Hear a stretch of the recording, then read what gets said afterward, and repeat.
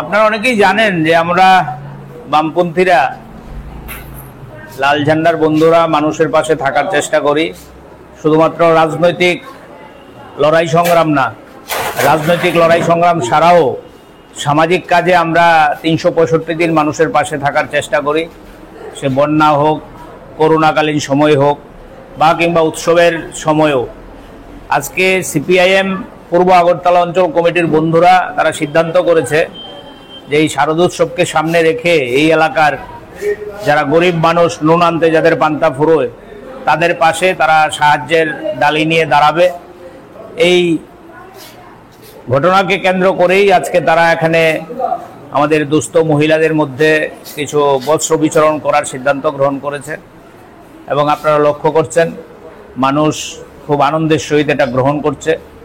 আমরা এটা বলতে চাই, এর মধ্য দিয়ে তাদের জীবনের সমস্যার সমাধান আমরা করতে পারবো। জীবনের সমস্যার সমাধান করার জন্য সরকারকে সেখানে দায়িত্ব নিতে হবে, কিন্তু আমরা লক্ষ্য করছি আমাদের রাজ্যে যারা শাসন ক্ষমতায় আছে, আমি রাজনীতির কথা বলতে চাইছি না, তারা আমাদের রাজ্যে গরিব মানুষের জন্য যে রেগার কাজ, টোয়েপের কাজ এটা সাংঘাতিকভাবে কমিয়ে দিয়েছে। বিভিন্ন লাইন ডিপার্টমেন্টের কাজ সাংঘাতিকভাবে কমিয়ে দিয়েছে। মানুষের হাতে কাজ নেই, পয়সা নেই, মানুষ অসহায়ভাবে কাজের সন্ধানে ঘুরছে। আমাদের রাজ্য থেকে বাইরে গিয়ে কাজ না পেয়ে আত্মহত্যা করছে। এরকম পরিস্থিতিতে আমরা বামপন্থীরা মানুষের পাশে দাঁড়ানোর চেষ্টা করছি। এই ক্ষুদ্র আয়োজন আমরা বিশ্বাস করি তাদের মুখে সাময়িক সময়ের জন্য হাসি ফোটাতে পারবে।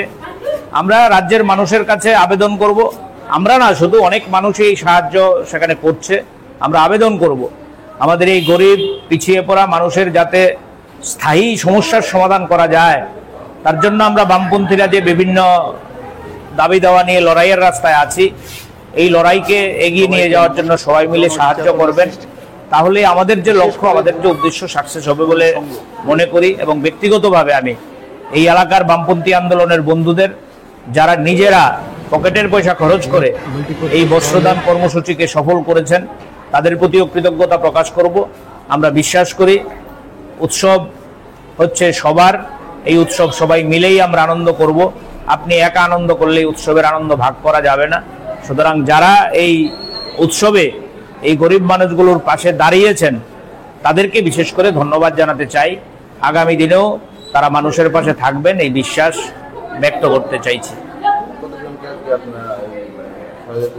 আমরা প্রায় শুনেছি, আমাদের বন্ধুরা বলছিল ৩০০ শতাধিক মানুষকে সাহায্যের হাত বাড়াবেন তারা, আজকে মিনিমাম ৩০০ শতাধিক।